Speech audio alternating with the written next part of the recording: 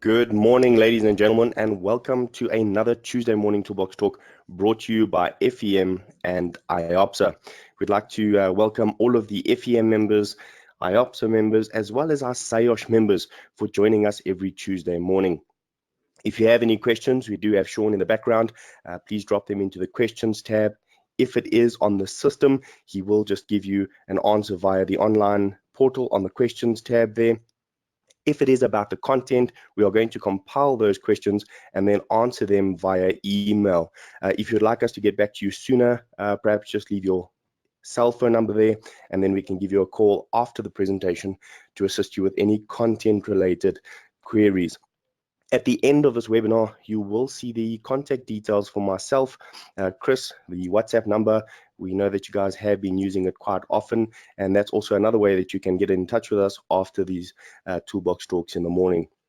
It is only a 20-minute Toolbox Talk, so we do not want to take too much of your time. We want to get straight into it this morning, and we want to say if you have any questions or queries on how the actual system works, please don't forget, just drop your question in that tab, and Sean will be in the background to assist you. So this morning is manual handling. So what is manual handling? How do we go about ensuring that we are safe when handling anything with our hands or our bodies, that is, and how do we ensure the safety of those around us as well? So let's get straight into our Toolbox Talk, the techniques for correct lifting when manually handling. Well, first of all, we just want to mention that it is always good to prepare or to plan for any task that you are going to provide. So whether it be typing, whether it be ensuring that you are going to lift a load, whether you are going to paint, all of this falls under what we term manually handling. And that is because when your body is used to perform a task or your hands are used to hold an object, you are in essence manually handling equipment or perhaps even materials. So always ensure that you are lifting with the legs, you are having good posture, and you hug the load. This will make sure that the load is not too heavy for you. And there's a few other tips that we'll go through as well when discussing manually handling as well. Now, the definition basically refers to any activity used by a person's force in order to lift, lower, push, pull, hold, or any other type of manually working, if we can put it that way. So putting boxes on shelves, painting, gardening, cleaning, writing, typing are just some examples of manually handling tasks. So we want to show that it doesn't really matter what you are doing, whether it's heavy or whether it's even just a simple task like you see in the bottom left-hand corner, it could have a very big impact on your body. Well, why is that? Well, when we manually handle something, the major injuries include strains and sprains. So obviously on our muscles and also on our skeletal system, and none of us want to take time off work because of injuries, especially minor injuries where you've sprained your ankle, now you are unable to walk and you are unable to perform your task. These are almost annoying injuries that we do not want to have because you feel okay, you feel fine, but you are almost immobile. Now, many of us like to take time off work, but then we want to go on holiday, down to the beach, out into the bush. None of us want time off from work to sit in a hospital bed. So manual handling or actually physically performing tasks will always have a very big impact on our body. So let's take a look at a few things that we can do during the course of this week. In fact, not just this week, the rest of the weeks here ahead, right up till the end of the year, before we go on leave, we want to make sure that your bodies are still fit and strong so that when you hit those beaches or when you go out into the bush or even hiking in the mountains, you still have a physically strong body to go with and you haven't injured it just because of poor performance at work due to poor manual handling, and ensuring that everybody actually leaves at the end of this year still fit and healthy, and then comes back next year in the same condition as well. So some of the areas that we are going to look at in manual handling is like lifting of materials. Now, because we are speaking to a lot of plumbers out there, some of the materials you're going to be using or lifting is geysers or hydroboils or any similar type of material that you need to install. And this could be overhead, it could be at the same height as your body, depending on where you're installing it.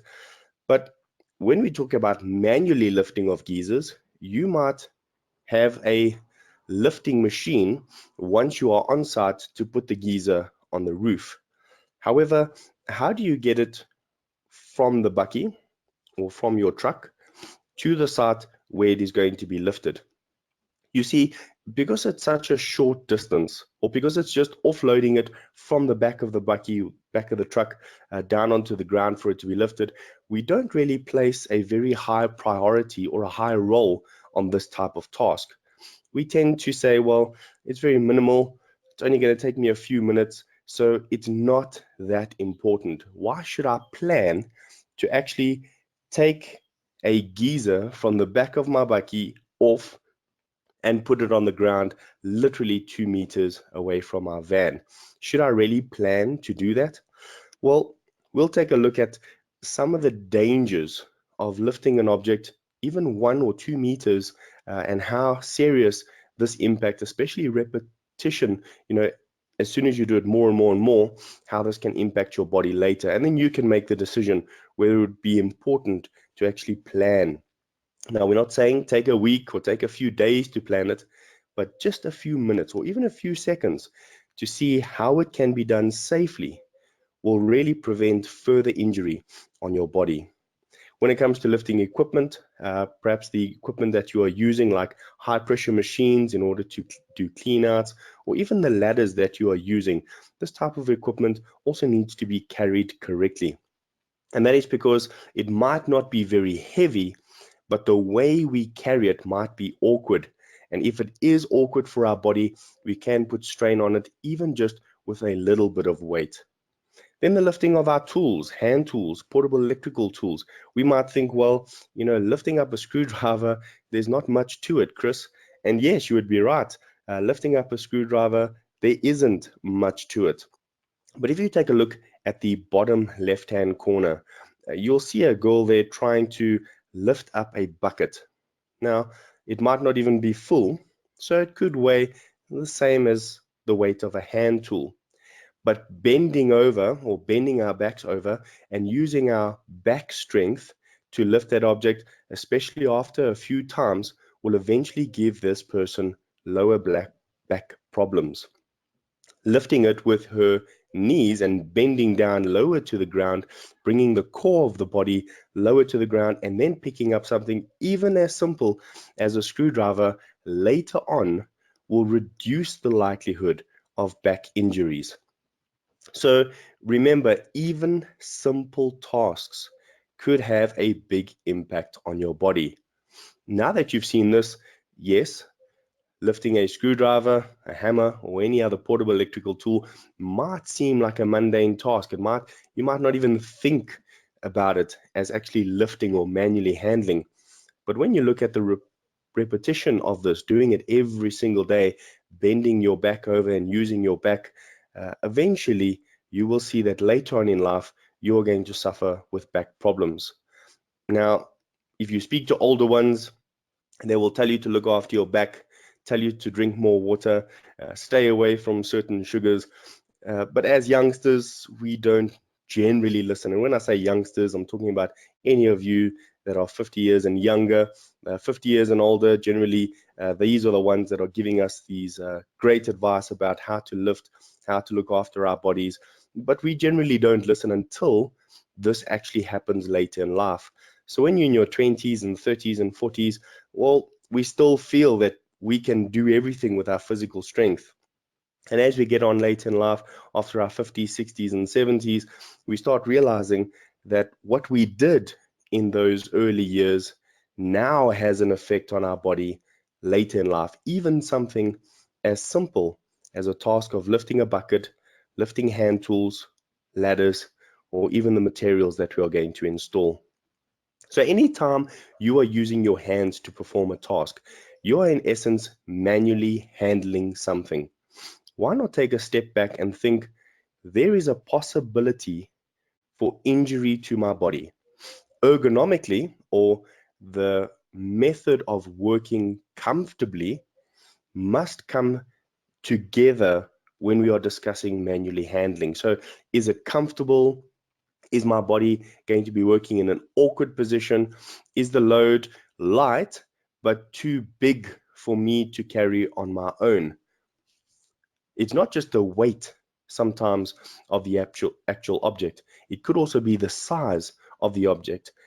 Foam is relatively very, very light, but in a bigger bulk, it might only weigh 20 kgs, which most of us will be able to carry quite simply on our own. But because it is so large, it is very awkward. And then this load puts too much pressure on different parts of our body that can eventually hurt it later on. So some of the dangers of incorrect handling of any type of load, again, we are looking at the entire body, your lower back, especially during your neck. And a lot of neck problems or head problems come from the shoulders, which are directly connected to your spine. And because of this awkward movement or heavy objects on one side or the twisting movements when lifting loads can all put immense stress and strains on our bones and muscles. So some of the hazards that we are looking at are things like heavy equipment. We do not want to be weightlifters when we are out there in the field. We want to look after our bodies. Generally, as a rule of thumb, when we get to sites, we have in our risk assessments that if the weight of something is 50 kilograms or more, up to about 100 kilograms, you need to have at least 2 to 3 people carrying that piece of equipment or material. Now, to you, it might seem silly. 50 kilograms is a bag of cement. We can lift that and carry it quite simply on our own. But if it is a repetitive task, as a risk assessor, we want to see what is the long-term hazards for that person. Now, first of all, it can have a short-term impact. That person today might be able to lift 50 kilograms or a bag of cement close to his body. He can use his leg strength, he can hug the load, and he can walk very slowly 10 meters and put that cement bag down. However, tomorrow, that person might have pulled a muscle for any unknown reason, maybe driving in the vehicle, maybe twisted getting out of bed, maybe he slept wrong, and that 50 kilograms might be putting pressure on his body.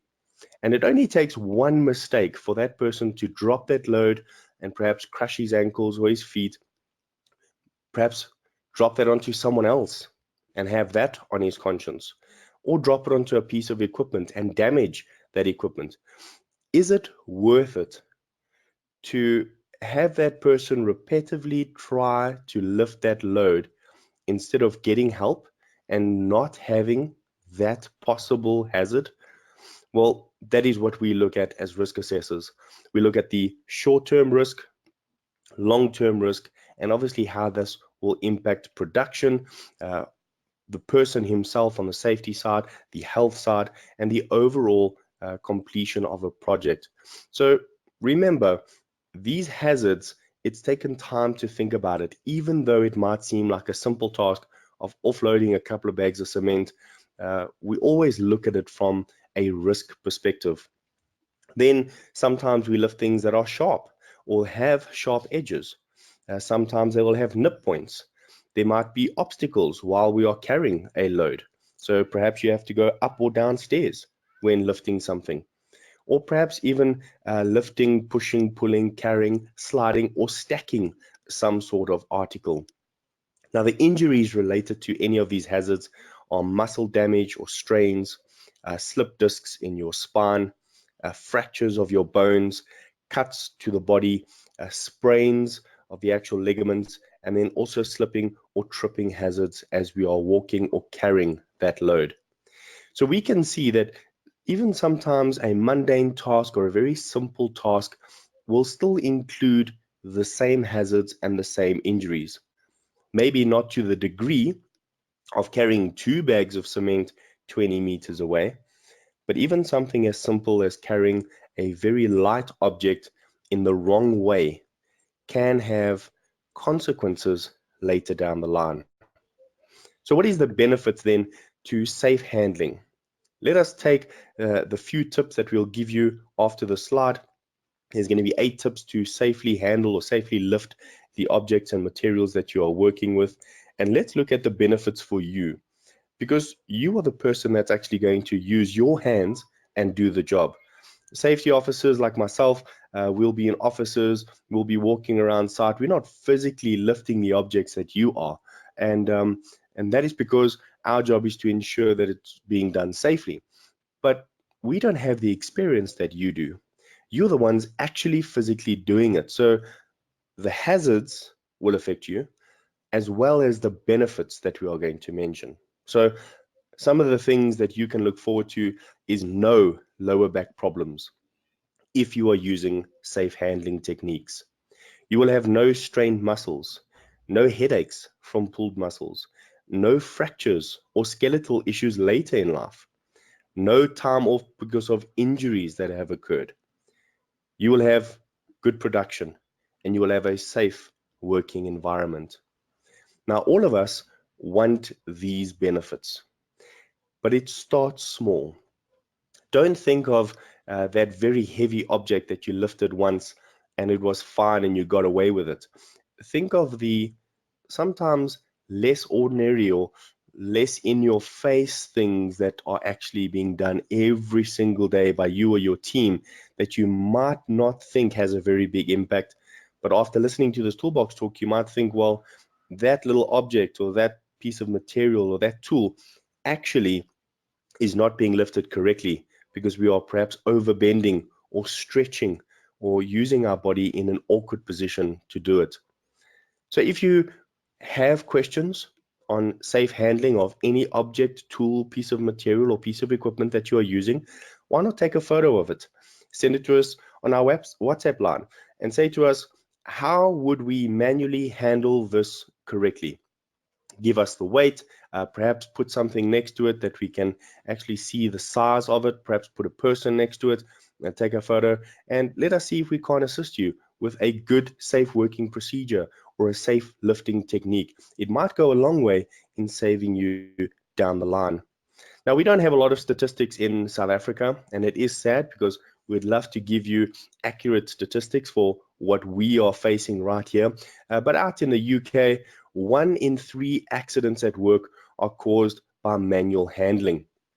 Now, we might say, well, that's a first world country, so it must be worse in South Africa. Well, we're a first class people, and the way we work is very, very good. So I would say this could be pretty accurate for South Africa as well. Lifting and handling are responsible for about 22% of all non-fatal injuries to employees out in the UK. Now, if we take a look at how we work, we are a different nation, but at the same time, we are still just humans. We like to lift objects that are too heavy for us. We like to stretch instead of getting that chair out from around the corner to rather sit on and work. We'd rather stand. Or instead of going to go and get the ladder, we would rather just stand on the back of the table and stretch to put a box up or get a box down. And this is the cause of all of these workplace accidents. So here are 8 tips for lifting heavy loads safely. Number 1, check to see if the load is too high or too low for easy lifting. Remember, if it's too high, you could stretch and then strain the muscles, and you could even tear or hurt the muscle. You could also have an awkward position where you sprain the ligaments of your body. If it is too low, you could bend the back over using back strength and not leg strength, and then you could also have lower back problems and even spinal injury problems later on. Check the shape to see if it's not going to be too awkward for you to carry. Check if the load is balanced. Make sure you grip it with both hands and feel that the weight is not shifted to one side. Check the distance you have to carry the load. It might be light to lift it, but it could become heavier the longer the distance it is to move. Then always assess the load to check whether the contents that you are lifting is not going to move around and shift the weight to a point where it might become too heavy on one side, and then the body will actually compensate by using different muscles on the left or the right hand side of the body, and it could be put a lot of pressure on that. When lifting anything that is lower to the ground, bend your knees and reach down to the load. Do not bend your back. Always keep your back straight when you lower yourself, and then slowly push up your legs using your leg power while still keeping your back straight. And that's 8 tips. There's obviously a lot more tips, but just 8 of them that we wanted to give you to try out. If you'd like this information, again, we can always email you all the information in any one of our Toolbox Talks. So please reach out to us if you need the help. You've got the email addresses there: chris@ohss.co.za, safety@iopsa.org, info@ohss.co.za, or give us a call or a WhatsApp on 071-875-2070, and we'll be sure to assist you. Then don't forget, for all of our IOPSA and FEM members, that free health and safety training. We are still working on SAOSH members. For you guys, SAOSH members, as well as FEM and IOPSA, you do have that free consulting, and you can do that on any one of these emails as well as the WhatsApp line. But for those of you who are IOPSA and FEM members, you do get the approved training, first aid and firefighting. So for those of you in the Southern Cape, Knysna, Mossel Bay area, will be coming out to you in the next few weeks. And then we have our last course for this year in Gauteng. If you haven't joined the course yet, please get in touch with us. We have a few more seats available for December. And then we are looking forward to seeing if we can't do this next year by including the SIOSH members as well. Well, that's all for this morning. We really look forward to seeing you next week as well, where we're going to discuss the topic of responsibilities. What is the responsibilities of an employee, the responsibilities of an employer, and then we're also going to take it one step further. What are the responsibilities of principal contractors and contractors? We want to try and close that gap on some gray areas of what am I supposed to do? What is the client as the principal contractor supposed to do? And why is he asking me for things and I cannot charge him for it? So what are these responsibilities, and how can we start closing the gap on information so that all of us are in the same boat? So thank you once again for joining us. We look forward to next week's topic. Please don't forget to leave your SIOSH membership number in the little questions tab. We will be sure to compile that and also send that report through to SIOSH. Again, if you have any questions, reach out to us on the email as well as that WhatsApp number. And then for any other questions or queries, please go ahead and send through that information even now in the questions tab. But we are going to be ending it because we will not be taking questions today online. We will like to have these questions sent through to us via email or WhatsApp, or any questions that were sent now will be emailed through to you and these answers given via that. So we'd like to say thank you once again, Sean, for being there in the background helping us out, and you can go ahead and end off the session. Thanks very much for joining us, guys.